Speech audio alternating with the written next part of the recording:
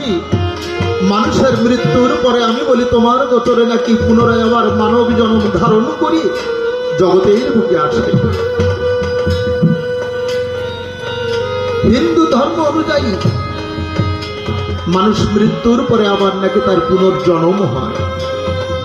দাদারে, তুমি শুধু আমাকে এইটুকু আশীর্বাদ করো, আমার মৃত্যুর পরে আমি বলি তোমার ধামে যদি আবার কখনো কোনোদিনও মানব জীবন ধারণ করে জগতের বুকে আসি, যেন একজন কৃষ্ণ ভক্ত হইয়েছে, আবার কবির সরকার হইয়েছে, যেন মধুর বৃন্দাবনে দাঁড়িয়ে এই ভক্তের বাজারে যেন কবিদের নাম সংকীর্তন করতে পারে।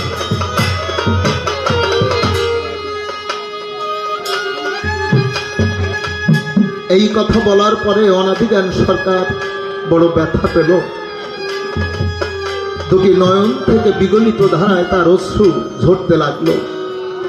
দুঃখ ভারাক্রান্ত মনে আমি বলি আপনাদিকের বিদ্যমানে সেদিন অনাদিজ্ঞান সরকার বাড়ি এসে বারান্দার কোণে বসে চোখের জলে ভেসে সেদিন এই গানটি রচনা করেছিল।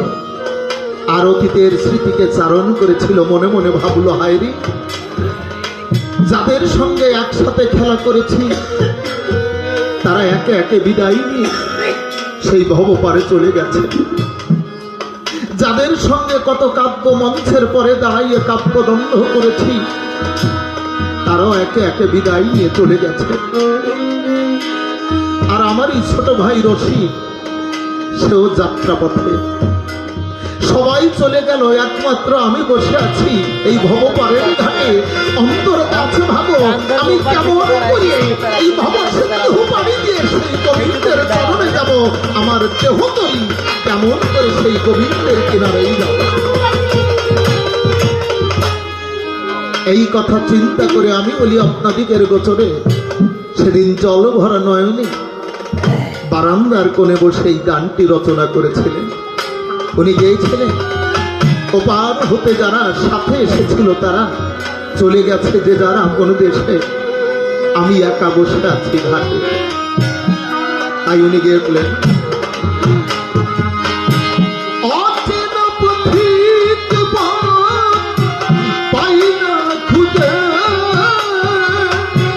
কোথাও হতে এসেছি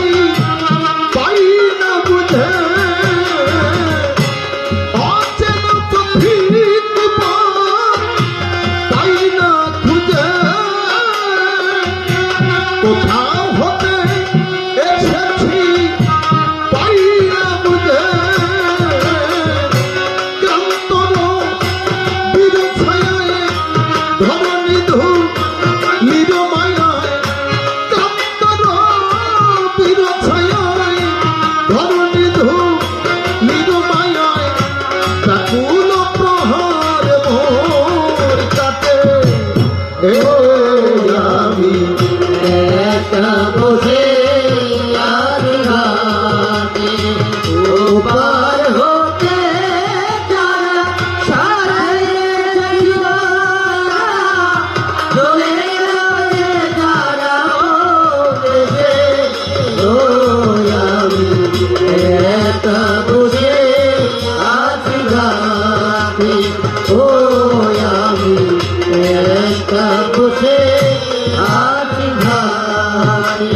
আর আশার দোলনায় কত দোল খেয়েছি, কাব্য মঞ্চে দাঁড়িয়ে কত গান গেয়েছি, আশার দোলনায় কত দোল খেয়েছি, কাব্য মঞ্চে দাঁড়িয়ে কত গান গেয়েছি। যাদের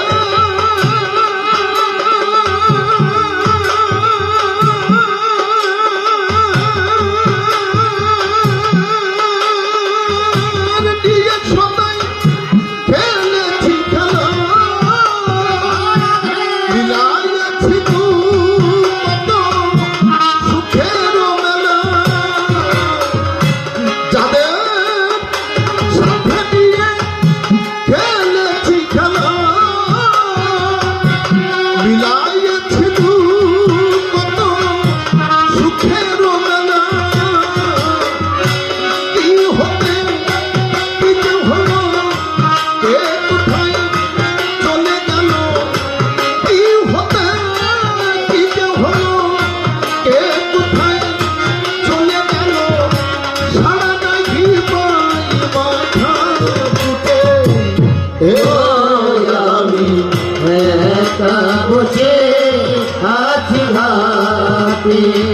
ওপার হতে যারা সারে এসেছিল তারা চলে গেল যে যারা দেশে ও আমি একা বসে আছি ঘাটে ও আমি একা বসে আছি ঘাটে আর যাদের স্মরণে এদের হইতো আগুন কোথা সেই কবিগুরু রাজেন্দ্র নতুন যাদের স্মরণে এদের হইতো আগুন কোথা সেই কবিগুরু রাজেন্দ্র নতুন যাদের নিয়ে সবাই খেলেছি খেলা মিলাইয়াছিল কত সুখের মেলা যাদের নিয়ে সবাই করেছি খেলা মিলাইয়াছিল কত সুখের মেলা কি হতে কি যে হলো কে কোথায় চলে গেল কি হতে কি যে হলো কে কোথায় চলে গেল সারা নাকি বাধা টুটে ও আমি একা বসে আছি ঘাটে ওপার হতে যারা সাথে এসেছিল তারা চলে গেল যে যারা দেশে ও আমি একা বসে আছি ঘাটে ও আমি একা বসে আছি ঘাটে আর জীবন খাতার পাতায় কি যে লিখি ছাই কিছু তার মুছে গেছে কিছু মনে নাই জীবন খাতার পাতায় কি যে লিখি ছাই কিছু তার মুছে গেছে কিছু মনে নাই উলটিয়া পাতা দেখি সবই যেন ভুল আমি যেন তার হাতে খেলার পুতুল উলটিয়া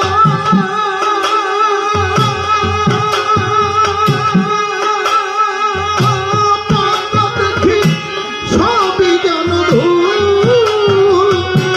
আমি যেন তার হাতে খেলার পুতুল বেদনা ঝুলি কাঁদে দিনরাতি বসে কাঁদে বেদনার ঝুলি কাঁদে দিনরাতি বসে কাঁদে তোরই বুঝিয়াছিল ওই ছুটে ও আমি একা বসে আছি ঘাটে ওপার হতে যারা সারে এসেছিল তারা চলে গেল যে যারা দেশে ও আমি একা বসে আছি ঘাটে ও আমি একা বসে আছি ঘাটে এক এক করে তিনটি প্রশ্ন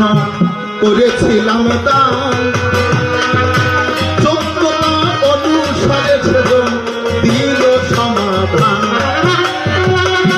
তবুও দেখি জবাবেতে ওই অভাবে রয়ে গেল সেই কথা সবার মাঝে আমার বলা হবে ভালো বলেছিলাম তোমার মুখে হরিনাম ছিল হরি করি পাইলে সে তারা যে পড়িল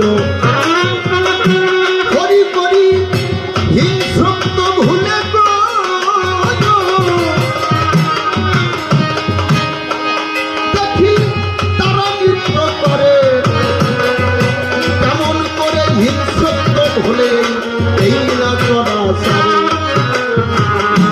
এটা কি তোমার গুণে না ওই জায়গার গুণে হয় না?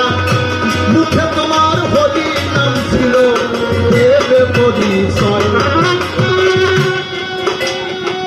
আমি ডাক দিয়ে বলেছিলাম চলবে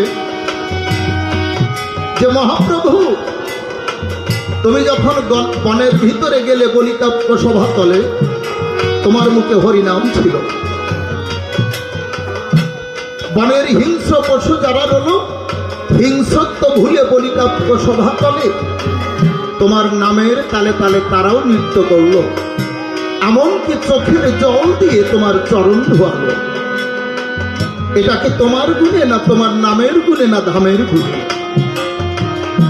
ডাক দিয়ে বলে ওই না মহাপ্রভু চরাচরে তিনটি গুণে হরি করি নাকি তারা নৃত্য করে। তিনটে গুণ বলতে বুঝি গো, মিথ্যা কথা নয়। 17তম গুণ আমি দিলাম পরিচয়। এ জগতে সাধক যারা বলি সবার ধারে তিনটি গুণে তারা জানি ওই সাধনা যে করে। আমি জানি এ জগতে সাধক যারা এই 17তম তিনটি গুণে সাধনা করে তারা। কিন্তু তুমি তো সাধক না, তুমি তো মহাপ্রভু। এই কলির মলিনজীবকে মুক্তি দিতে আমি বলি তোমার সাক্ষাতে তুমি এলে অবনীতে। তাই আমি প্রশ্ন করেছিলাম তারা কোন গুণে নৃত্য করে। আমি বলি তোমার ঠাই, তোমার কিন্তু এই প্রশ্নের জবাব হয় নাই। আমার কথা নেবা, যদি পারো তুমি আমার কথা ধরো, এর থেকেও কিন্তু একটু ভালো জবাব দেওয়ার চেষ্টা করবা। কেমন সবার কাছে করিব বর্ণন, বছর বছর শ্রবণ করবেন যত ভক্তজন। আপনারা জানেন ভক্ত প্রহ্লাদ ছিল, তাই না? ভক্ত প্রহ্লাদ তার বাবা হিরণ্যকশিপু ভক্ত প্রহ্লাদকে করেছিল মানা, তুমি এই হরিনাম করো না। ভক্ত প্রহ্লাদ বলেছিল বাবা আমি সকল কিছু ভুলতে পারি বলি তোমার বরাবর, কিন্তু আমার দেহে থাকিতে জীবন আমি তোমার কাছে পরিবর্তন মনে করি ভাবো না, আমি এই হরিনামকে ভুলতে পারবো না। বলেছিল তোমার হরি কোথায় আছে?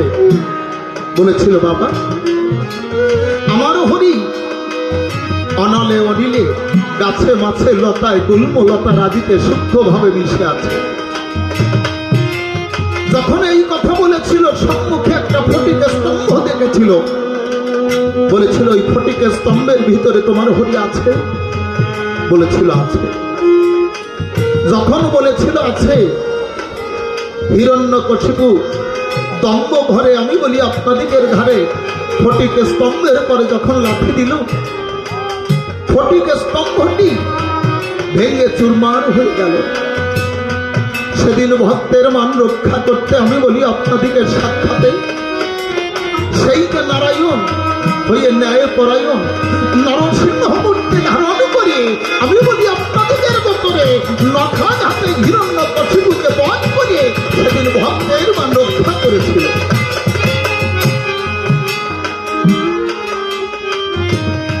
যে প্রহ্লাদকে মারবার করে বিষ দিয়েছিল, কিন্তু বিষ অমৃত হলো হরিনামের প্রদীপ্ত প্রতিভায়। বিষধর সর্প তারা তালে তালে নৃত্য করছিল মুক্তির বাসনায়। শিলা বেঁধে সাগর বক্ষে যখন ফেলে দেয় কৃষ্ণ নামের প্রদীপ্ত প্রতিভায়, সেদিন শিলাও সুলভ হয়। যদি তাই হবে অন্তর দিয়ে দেখুন ভেবে। ওদিকে বিচরণ পাগলের কথা আপনারা শুনেছেন। মা বড় কষ্ট করে আমি বলি আপনাদিকের বছরে তার ছেলেকে মানুষ করেছে। যখন মানুষ করলো একথা আমার বলা ভালো, ছেলেকে বিবাহ দিয়েছে, পুত্রবধূ ঘরে এনেছে। পুত্র এবং পুত্রবধূর মিলনের ফলে হয়েছে একটা নাতি ছেলে। যখন নাতি ছেলে হলো, বৃদ্ধা মা মনে মনে চিন্তা করলো, হায়রে, আমার একমাত্র নাতি ছেলেকে নিয়েই তো আমার জীবন কাটাতে হবে। কারণ কোন ঘরে যদি নাতি নাতনি আসে, আমি বলি আপনাদের পাশে ঠাকুর দাদা ঠাকুমার থেকে আর আনন্দিত কেউ হয় না। জানবেন তো ভক্ত দল, নাতি ছেলেকে কোলে করে কিন্তু সে আনন্দে কাটাচ্ছিল। কিন্তু হঠাৎ করে একদিন বৌমা বৃদ্ধা মাতার একমাত্র সন্তানকে ডেকে বলেছে, স্বামী, তোমার মা তো ভালো না, মনে করি ভাবো না তোমার মা যদি এই সংসারে থাকে তাহলে আমার সন্তানকে নিয়ে আমার বাবার বাড়ি চলে যেতে হবে, মনে হয় তোমার সংসার করা আমার হবে না। মা শুনতে পেয়েছে। আপনারা জানেন, মায়ের মতো ত্যাগী এই সংসার আর কেউ হয় না। মা মনে মনে চিন্তা করছে, আমি এই সংসারে থাকলে আমার সন্তানের অশান্তির কারণ হতে পারে, তাই মনে করি ভাবো না আমার একমাত্র সন্তান আর পুত্রবধূর সুখের জন্য আমি এই সংসারে আর থাকবো না। সবার অমুখে আজ বিধবা মাতা সংসার ছেড়ে চলে গেছে। যে মায়ের গর্ভে ওই সন্তান 9 মাস 10 দিন ছিল, যে মায়ের বক্ষ সুধা পান করে ধীরে ধীরে তিলে তিলে ওই সন্তান বড় হয়েছে, স্নেহ মমতায় বেড়ে উঠেছে, আজকে সেই সন্তানের সুখের জন্য বৃদ্ধা মাতা, বিধবা মাতা আজ ঘর থেকে চলে যাচ্ছে। ঘর থেকে গিয়ে যখন রাস্তায় বের হলো, ওই গ্রামের এক চেয়ারম্যান বাবু ছিল, ওনার সঙ্গে দেখা হলো। চেয়ারম্যান বাবুর মা নাই, ডাক দিয়ে বলেছে, ওই বিধবা মাতার ঠাই আমার, আমার তো মা নাই। খুলে বলি, তোমার ঠাই মানে? তুমি যদি আমাকে সন্তান মনে করো, তুমি আমার কথা ধরো। পৃথিবীতে যে কয়েকটা দিন বেঁচে রবে, অন্তর দিয়ে দেখলাম ভেবে তুমি আমার বাড়িতে থাকবে মা। অন্তরে তো আছে ভাবো, যদিও তুমি আমাকে গর্ভে ধারণ করো নাই। খুলে বলি, তোমার ঠাই অন্তরেতে আছে ভাবো, পৃথিবীতে যে কয়েকটা দিন তুমি আমার বাড়ি রবে, তোমার চরণ পূজা করবো, তোমার চরণ সেবা করবো আমি মা। তুমি যাবে? বলেছে, হ্যাঁ আমি যাব। মাতা আজ চেয়ারম্যান বাবুর বাড়িতে গেছে। আমি বলি আপনাদের কাছে, জানবেন তো ভক্ত দল, হঠাৎ করে পুত্র এবং পুত্রবধূর কোলে যে ছেলে ছিল ছোট্ট, অসুস্থ হয়ে গেল। আপনারা আমায় বলুন দেখি, পিতা মাতাকে কষ্ট দিলে কোনো সন্তান ভালো থাকতে পারে না। হঠাৎ করে সন্তান মারা গেল। স্বামী স্ত্রী দুইজনে মিলে মৃত সন্তানকে কোলে করিয়ে চোখের জলে ভাসতে লাগলো। এমতো সময় হরিভক্ত বিচরণ পাগল হরিনাম করে দুটি চোখের জল ফেলে ওই পথ দিয়ে যাচ্ছিল। এ সংসারে ভক্ত যারা কখনো ইষ্ট নামকে ভোলে না, তারা হরিনাম করে করে যখন ওই পথ দিয়ে যায়, স্বামী স্ত্রী দুইজনে মিলে মৃত সন্তানকে কোলে করিয়ে বিচরণ পাগলের পরিচয় পায়। চোখের জল দিয়ে ডাক দিয়ে পায়, পাগল তুমি তো হরিভক্ত, তুমি যদি হরিভক্ত হবে, অন্তর দিয়ে দেখলাম ভেবে আমাদের কথা নাও। আমাদের একমাত্র সন্তান, অঞ্চলের ধর্মায়নের নিধি মারা গেছে, আমাদের একমাত্র সন্তানের জীবনকে ভিক্ষা দাও। বিচরণ পাগল বলছে, ওরে কাঁদ, জগতের বুকে কেউ কাউকে কাঁদালে তাকে কাঁদতে হয়, কাঁদ। আসিয়াই চরাচরে যে যেমন কর্ম করে তাকে তেমন ফল পেতে হয়। বাবা ছেলেকে টানতে, ছেলে বাবাকে টানতে টানতে পা ধরি পুকুর ঘাটে নিয়ে গেছে। একটা পা আম গাছের শিকড়ে ঢুকে গেছে। বাবা ডেকে বলছে, খোকাটাই খোকা, তোরে করি মানা, আর আমাকে টানিস না খোকা। বলেছে কেন? বলেছে বাবা জানিস না, আমার বাবাকে টানতে টানতে আমি এই পর্যন্ত এনেছিলাম বলে আজ আমাকেও আসতে হলো, আর আমাকে যদি এর থেকে বেশি দূরে নিয়ে যাস, আমি তোর কাছে করি প্রকাশ, অন্তর দিয়ে দেখলাম ভেবে তোকেও কর্মফলে ধরতে, তোকেও এর থেকে দূরে যেতে হবে, জানিস না খোকা। তাই বিচরণ পাগল স্বামী স্ত্রী দুইজনকে বলছে, ওরে কা জগতের বুকে কেউ কাউকে কাঁদালে তাকে কাঁদতে হয়, কাঁদ। তবে হ্যাঁ, মনে করি ভাবো না তোদের সন্তানের জীবনকে আমি ভিক্ষা দিতে পারবো না, তবে দিতে পারে, ভেবে দেখ। যদি কাউকে কাঁদিয়ে থাকিস, তোরা আমার কথা নেই, যদি তার চোখের জল মুছে দিতে পারিস, যদি তার দুঃখকে ঘোচাতে পারিস, সে যদি ইচ্ছা করে তাহলে তোদের সন্তানের জীবনকে ভিক্ষা দিতে পারে। স্বামী স্ত্রী দুইজনের ভুল ভেঙে গেল, এ কথা আমার বলা ভালো। সঙ্গে সঙ্গে মৃত সন্তানকে কোলে করিয়ে আমি বলি আপনাদিকের গোচরে যখন চেয়ারম্যান বাবুর বাড়ির দিকে রওনা দিয়েছে, ভাই এ কথা আমার বলা ভালো, তার মাকে দেখতে পেল একটা বেঞ্চের পরে বসে আছে নির্জনে নিরালা। স্বামী স্ত্রী দুইজনে মিলে মৃত সন্তানকে কোলে করে যখন মায়ের দিকে গেল, মা উঠে এসে আমি বলি আপনাদিকের পাশে পাগলিনীর বেশে একমাত্র নাতি ছেলেকে কোলে করি ভালোবাসার চুম্বন দিতে লাগলো, আর এক এক ফোঁটা জল নাতি ছেলের মুখে পড়তে লাগলো।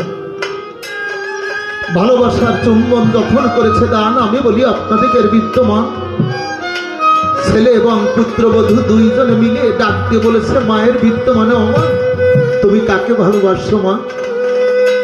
তোমার নাতি ছেলে যে এই জগতে আর নাই, খুলে বলি তোমার ভাই, তোমার নাতি ছেলে তোমাকে ছেড়ে, আমাদেরকে ছেড়ে সারা জীবনের মতো সেই অচিন গেছে, পাড়ি জমিয়েছে, সেই জগতে আর নাই। তবুও নাতি ছেলেকে ভালোবাসছে আর চুম্বন দিচ্ছে। হঠাৎ করে দেখে ওই পথ দিয়ে আবার বিচরণ পাগল যাচ্ছে হরিভক্ত। যখন বিচরণ পাগলকে দেখতে পেল, আজ ঠাকুর মাতার নাতি ছেলেকে নিয়ে বিচরণ পাগলের কাছে গেল, গিয়ে তার চরণে পড়ে দুটি চোখের জল দিয়ে ডাক দিয়ে বলল, পাগল তুমি আমার কথা নেবা? আমার এই একমাত্র নাতি ছেলেকে সম্বল করে আমি বেঁচেছিলাম, আমার এই নাতি ছেলে ও জগতে আর নাই, মারা গেছে। আমার একমাত্র নাতি ছেলের জীবনকে তুমি ভিক্ষা দাও। বিচরণ পাগল করেছে বর্ণনা, আমা যে একবার মারা যায় তার জীবনকে ভিক্ষা দেওয়া যায় না মা। বলেছে দিতে পারতে না, তুমি যদি আমার নাতি ছেলের জীবনকে ভিক্ষা না দাও, তুমি আমার কথা নাও, অন্তরে কাছে ভাবো, আমি আজ তোমারই সম্মুখে দাঁড়াইয়ে ধারালো শানিত ছুরিকা দিয়ে আমার নিজের বক্ষ বিদীর্ণ করে আমার জীবনকে আমি আত্মহতি দেব। এই কথা বলে যখন ধারালো শানিত ছুরিকা দিয়ে নিজের বক্ষ বিদীর্ণ করতে যায়, বিচরণ পাগল করেছে, মানা আমারে আত্মহত্যা মহাপাপ, তুই নিজেকে মারিস না মা। ওমা আমি তোর নাতি ছেলেকে হয়তো জীবন ভিক্ষা দিতে পারবো না, তবে হ্যাঁ তুই যদি ইচ্ছা করিস, তুই আমার কথা নিস, তুই তোর নাতি ছেলের জীবনকে ভিক্ষা দিতে পারিস। বলেছে কেমন করি? আজ ঠাকুমার নিরাশার বুকে আশার সঞ্চরণ হয়েছে। বলেছে মারে, যদি তোর সকল অহংকার আবিলতা ফেলে ভেসে নয়ন জলে হৃদয় মাঝে ভক্তি স্থাপন করি মা, যদি নাম নামি অভেদ করে যদি হরিমন্ত্র তোর নাতি ছেলের কর্ণ গুহারে দিতে পারিস, তাই অন্তর দিয়ে দেখলাম ভেবে হরি নামের প্রদীপ্ত প্রতিভায় চিন্তা কর্ণ বিহিয়ায় আমার পুনরায় তোর নাতি ছেলের জীবন ফিরে পাবে। জানবেন যত ভক্ত দল, আজ ঠাকুরমা নাম নামি অভেদ করে অহংকারকে ত্যাগ করে হৃদয় মাঝে ভক্তি স্থাপন করে যখন কর্ণে হরিমন্ত্র দান করলো, সঙ্গে সঙ্গে নাতি ছেলের জীবন ফিরে পেল। একবার হরিচাঁদ, গুরুচাঁদ, তারকচাঁদ প্রেমানন্দে ভক্তবৃন্দে হরি হরি বলো। হরি বল, হরি বল।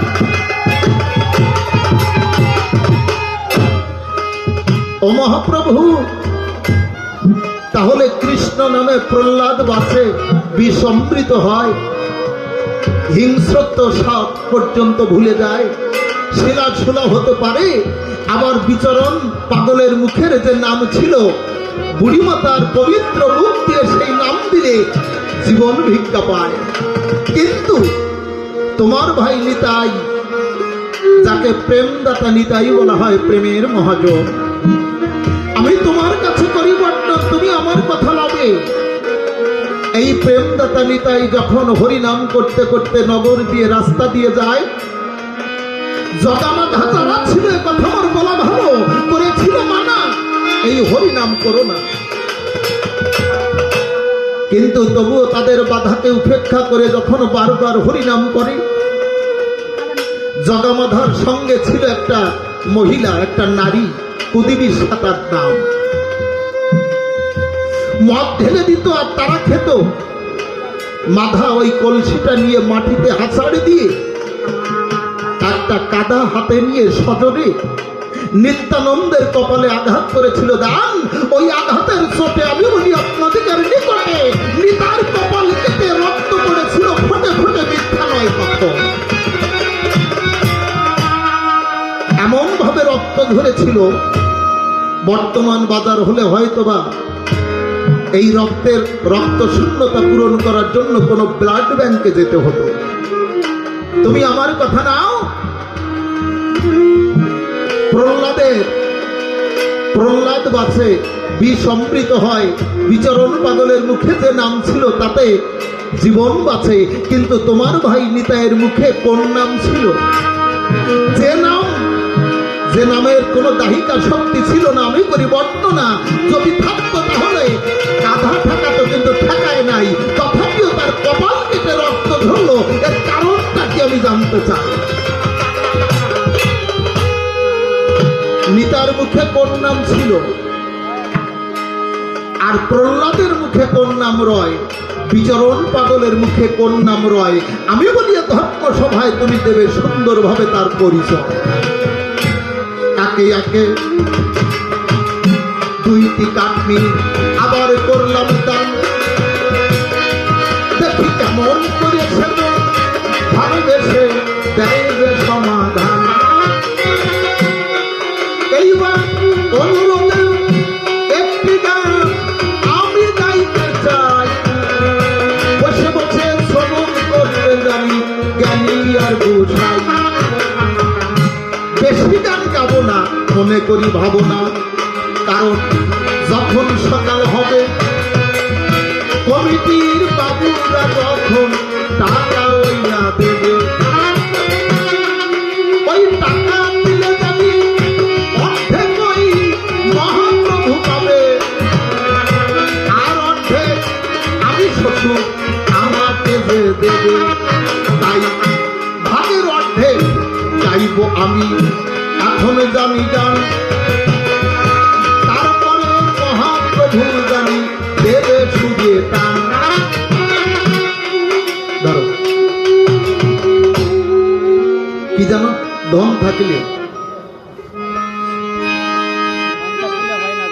বাবু যেভাবে সুদ দে আমার কি হয়, তবুও গাই। হ্যাঁ বাবা, 5.5 কষতে হবে। আসলে শ্রোতা না থাকলে গান করা খুব কঠিন হয়।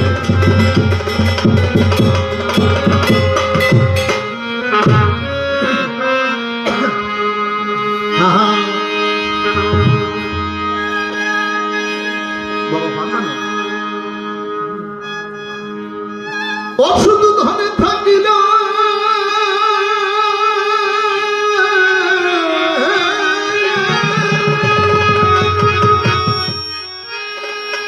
আমার আবার ওই যে ছাত্র হচ্ছে গানের সামা পাখি,